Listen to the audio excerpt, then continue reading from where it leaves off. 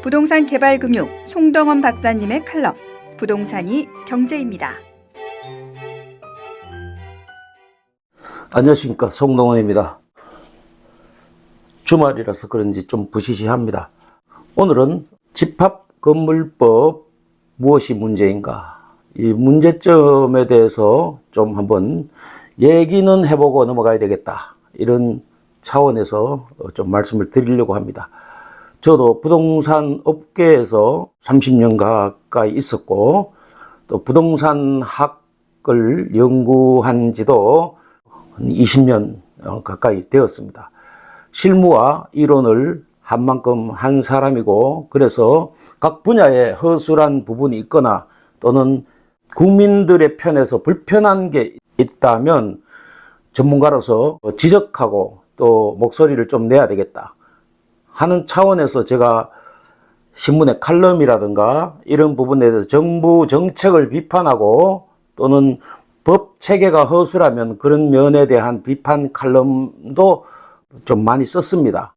저도 부동산 업무를 하면서 부동산 시장에 종사를 하면서도 이 집합건물 시장에 대해서는 잘 몰랐어요. 저에게도 사각지대였고 지금도 보니까 사각지대네요. 저는 지금 서울시 집합건물 상담실에서 상담위원으로 위촉되어 정해진 날짜에 나가서 상담을 하고 있습니다.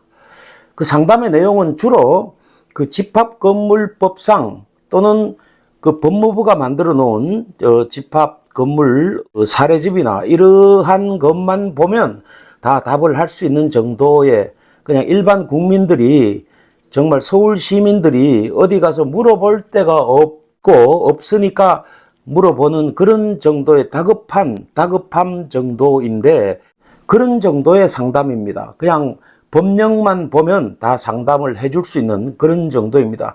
그러나 저는 그래도 부동산 실무를 30년 이상 하고 또 부동산 학을 또 연구한 박사로서 제가 이 시장에 대해서 잘못된 점에 대해서 짚고 넘어가지 않을 수가 없습니다. 이거는 정부가 잘못된 거예요. 정책도 잘못됐고 법도 잘못됐습니다. 자, 뭐가 잘못됐는지 좀 볼까요? 집합건물법, 이게 뭐 집합건물 및 뭐 이용에 관한 법률 해가지고 좀 깁니다. 여기서는 제가 집합건물법이라고 줄입니다. 더 줄여서 집건법이라고 하겠습니다. 집합건물법 무엇이 문제인가? 이 집합건물법은 일반 우리 국민들 입장에서는 잘 피부에 와서 닿지 않는 법이기도 해요. 그러나 법제처에서 나오는 대한민국 법령집에 분명히 들어있는 법입니다. 예를 들면 집합건물법에 아파트라든가 이런 것도 주거용 건물도 아파트, 오피스텔 다 해당합니다. 그러나 주거용 건물은 다시 공동주택법에 저촉을 받죠. 공동주택법은 일종의 공법입니다. 그래서 어떠한 것을 하도록 이렇게 규정이 되어 있고, 그러한 규정을 위반하면 처벌 조항이 있고, 지방자치단체, 구청이나 도청이나 시청이나 이런 데도 관할 부서가 있어서 잘못되면 국민들이 또는 시민들이 가서 그 공무원들에게 물어보거나 또는 이렇게 일을 하거나 할 수 있습니다. 그러나 이 집합건물에 대해서는 이 법의 사각지대예요. 제가 몰랐는데 서울시청 가서 이 상담 업무를 해보다 보니까 그래요. 집합건물법은 사실은 그냥 있으나 마나한 법입니다. 그냥 일종의 말하자면 그 집합건물을 운영하는 그 나름대로의 규칙이라고 해야 될까요? 운영 규정에 지나지 않아요. 그리고 이 법이, 이거 부동산 관련 법이잖아요. 부동산 관련 법은 대부분이 전부 다 우리 국토부 소관입니다. 국토부 소관이고, 국토부가 각 지자체에 전부 다 이렇게 부동산 관련 법안을 위임을 시켜놨습니다. 관리 감독 권한을. 그래서 어떠한 것을 하도록 하여야 한다라는 조항도 있고, 만약에 그런 걸 하지 않으면 처벌 조항도 있고, 이렇게 법으로 강제하고 있습니다. 예를 들어서 아파트 같은 경우에는 그 주택관리법, 공동주택관리법에 저촉을 받죠. 그러니까 거기에 보면은 몇 세대가 넘어가면 예를 들어 어떤 자격이 있는 사람이 관리를 해야 된다. 그 다음에 또 어떤 구조를 맞춰야 된다. 뭐 이렇게 법에 대부분 규정하고 있습니다. 그런 걸 하지 않으면 법에서 어떤 처벌 조항도 있고 있습니다. 그런데 이 집합건물법은 순수 민간자치 영역의 법이라고 보면 됩니다. 공법의 개념이 아니에요. 우리나라 법전에는 있는 법이긴 하지만 거기에 법이 나와 있어도 안 지키면 그만입니다. 우선 법의 관할 부처부터 틀려먹었습니다. 이 집합건물법이 부동산 관련 법인데 관할 부서가 법무부입니다. 왜 법무부인지는 저도 모르겠습니다. 법무부가 이 집합건물법의 관할 부처예요. 집합건물법은 부동산 전문법입니다. 자, 집합건물법이 뭔지 간단히 설명을 하자면 수도권 전국에 있는 집합건물이 약 60만 개 정도로 추정됩니다. 그러면 집합건물이 60만 개라면 집합건물 중에는 예를 들면 저 동대문의 밀레오레라든가 뭐 굿모닝 시티 사고 난 거 한 건물에 수천 개, 수백 개가 있잖아요. 그리고 저 지방에 가면 무슨 분양형 호텔, 생활형 숙박시설 전부 다 집합건물이 여러분들 살고 있는 아파트는 물론 말할 것도 없고요. 각각 구분 등기가 되어 있는 주택, 오피스텔, 상가 이 모든 게 집합건물입니다. 그런데 이 집합건물에는 집합건물법에 의해서 관리단도 만들도록 이거는 강제 규정화되어 있습니다. 그 다음에 관리단도 만들도록 되어 있고 관리인도 선임하도록 되어 있고 관리위원도 선임하도록 되어 있고 총회도 하도록 되어 있고 총회나 관리위원이 뭘 하도록 이렇게 규정이 다 되어 있습니다. 그러나 그 관리인인들, 관리위원인들 전부 다 거기에 가지고 있는 구분 소유자 중에 한 사람입니다. 뭐 월급 주고 채용해서 하는 사람도 아니고 전부 자원봉사를 하는 사람들로 구성되다 보니 이 구성된 데조차도 전문성이 없습니다. 전문성이 없으니까 그냥 형식적으로만 흘러가고 있습니다. 그리고 더 문제인 것은 집합건물법에 따라서 관리단은 자연적으로 이미 건물이 생기면 관리단은 구성된 것으로 보고 있으나 관리단 구성 자체를 몇십 년 동안 하지 않고 있는 데들이 허다합니다. 전국에 집합건물이 약 60만 개 정도로 추정되고 있고 개별 구분 등기의 숫자로 따진다면은 몇백만 개가 되지 않겠습니까? 그 다음에 그 구분 건물을 소유한 사람의 숫자를 따지면은 제 생각에는 1,000만 명도 넘을 것 같은데요. 1,000만 명도 넘을 것 같습니다.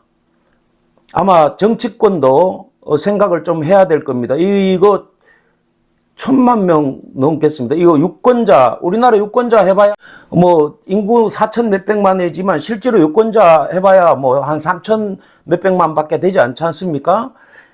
이런 사람들이 보유하고 있는 이 집합건물법입니다. 집합건물법. 법에서 어떠한 규정이 없고 법이 없으니까 법이 강제 조항이 아니다 보니까 당연히 관할관청에 집합건물과 정도는 있어야 되는데 그 부처가 없습니다. 이런 게 없어서 일어나는 부작용은 어떤 게 일어날까요? 법이 부실해지면 피해자는 국민이다 라고 하는 게 저의 소신입니다. 그리고 이런 부실한 법이 40년 이상 지금 존재하고 있습니다. 40년 이상. 그렇기 때문에 정부는 빠르게, 정부가 법무부입니다. 법무부는 빠르게 집권법 수정 입법안을 마련하라라고 하는 게 제가 오늘 칼럼을 통해서 정부의 수정 입법안을 집합건물법 수정 입법안을 촉구하는 바입니다. 어떤 안을 수정 입법해야 되느냐? 집합건물법을 보면 거의 다가 그렇습니다. 집합건물 관리단을 강제하지도 않고요. 그 법에 나와 있는 대로 하지 않아도 처벌 규정이 없습니다. 예를 들어 보겠습니다. 서울의 강남에 차병원 사거리에 은주역이 있습니다. 아주 핵심 요지죠. 강남에. 그런데 거기서 100m 정도 지점에 오피스텔이 있어요. 한 300실도 넘는 대형 오피스텔이 있습니다. 새로 분양한 오피스텔입니다. 위치가 좋으니까 분양이 다 됐어요. 분양이 뭐 300 몇십 세대 분양이 다 됐습니다. 분양이 다 됐으면 어떻게 해야 돼요? 이 시행자는 그 분양받은 사람들을 모아서 관리단을 만들어주고, 관리단을 만들어야 그 건물이 깨끗하게 관리가 되고 청소가 되고 할 거 아닙니까? 관리소장도 세우고. 그런데 관리단을 만들어주고 시행사는 관리에 손을 떼면서 새로운 만들어진 관리단이 청소 용역업체도 선정하고 관리소장도 선정하고 해서 건물을 깨끗하게 유지 보존해야 또 이 건물에 새 들어오는 사람, 소유주들이 자기 자산의 가치를 유지할 수 있을 텐데 이런 거를 하지 않습니다.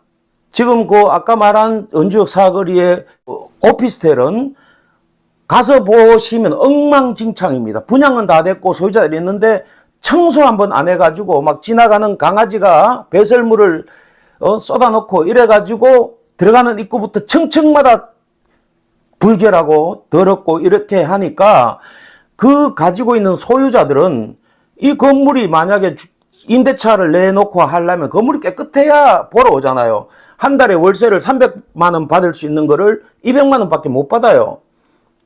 만약 깨끗하게 관리가 됐더라면 300만 원 받을 수 있는데 그런 어떤 피해를 입고 있는 겁니다. 그런데도 불구하고 집합건물법에는 집합건물 관리단을 만드는 것을 만들어야 한다라고 되어 있지만 관리단은 있지만 그 관리인을 선임하지 않고 관리위원도 선임하지 않고 관리소장도 선임하지 않고 이렇게 집합건물관리법에 나오는 절차를 하나도 진행하지 않아도 전혀 법적 규제나 제재가 없습니다. 이것이 지금 집합건물관리법의 문제입니다.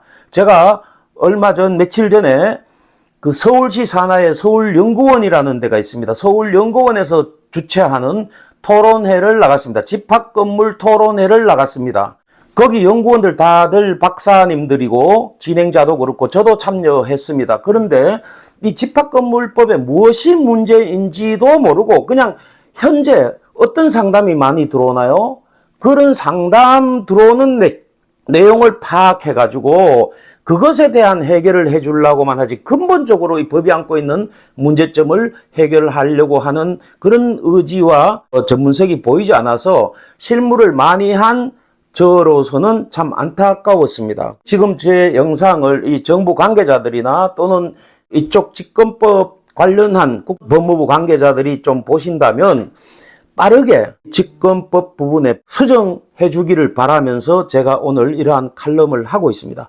서울시도 그렇습니다. 전문가들을 뽑아서 돈을 줘가면서 집합건물 상담실을 만들어 놓고 상담을 해주는 것까지는 좋습니다. 그러나 그 상담을 해주는 것보다는 근본적으로 법 체계가 잘못됐으면 잘못된 법 체계를 수정하고 고치는 것이 시민과 국민을 위해서 더 바람직한 일이다. 저는 이렇게 보고 있습니다. 그다음에 우리 집합건물 단체에서도 집합건물법 학회라는 데도 있습니다. 집합건물법 학회. 그다음에 집합건물법 진흥회도 있어요.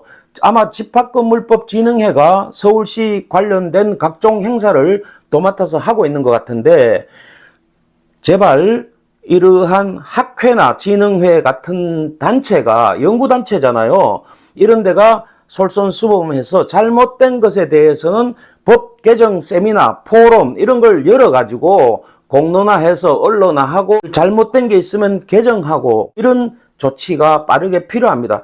잘못된 법 체계가 그대로 있으면 피해자는 국민이 되는 것입니다. 집합건물법의 잘못된 법 체계를 수정하라라고 하는 것을 정부 당국에 촉구하는 바입니다.